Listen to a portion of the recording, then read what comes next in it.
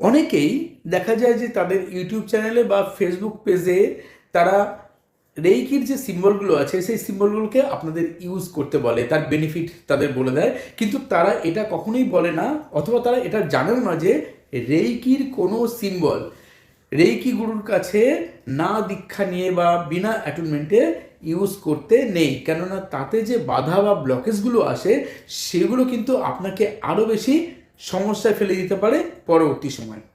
প্রথম প্রথম আপনি তার থেকে বেনিফিট পেলেও তারপর কিন্তু নানা রকমভাবে আপনি জর্জরিত হয়ে যাবেন বিভিন্ন রকম সমস্যায়, এটা আপনাকে কেউ বলে দেবে না। অনেকেই দেখবেন কেউ মিরাস্তার ইউজ করতে বলছে, কেউ চকোরে ইউজ করতে বলছে, কেউ বলছে বসুধরা ইউজ করতে বলছে, কিন্তু যে কোনো সিম্বল রেইকি ভুল করেও নিজে নিজে ইচ্ছা মতো কারোর কথা শুনে ইউজ করবেন না। কেননা যারা এগুলো বলছে তারা রেইকি সম্পর্কে তাদের কোনো আইডিয়াই নেই, অথবা তারা ফার্স্ট ডিগ্রি বা সেকেন্ড ডিগ্রি শিখেছে, পুরোটা কমপ্লিট করেনি, তাদের গুরু তাদের হয়তো এটা বলেও নি।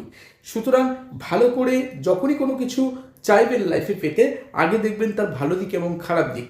এইসব কিছু লোকের জাস্ট নিজের চ্যানেলে ভিউ বাড়ানোর জন্য, কিছু লাইক অ্যান্ড শেয়ার বা কমেন্টের জন্য তারা এগুলো করে থাকে, কিন্তু বিপদে কিন্তু আপনি পড়বেন। সুতরাং সম্পূর্ণভাবে নিজের চিন্তা ভাবনা করে যে কোনো সিম্বল ইউজ করবেন, ভালো করে সেই সম্পর্কে অবগত হয়ে।